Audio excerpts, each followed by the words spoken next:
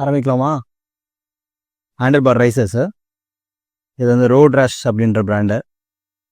You have to mark it. So அந்த tank மேலே வந்து டேங்கை ஸ்க்ராட்ச் பண்ணாமல் இருக்குது.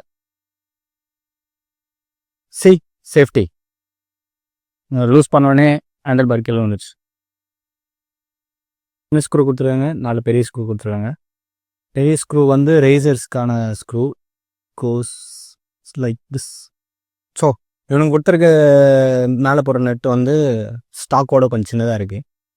ஸோ டிஃப்ரெண்ட்டாக இருக்கனால I go with this. Fit பண்ணியாச்சு, ஃபிட் செக் பண்ணலாம்.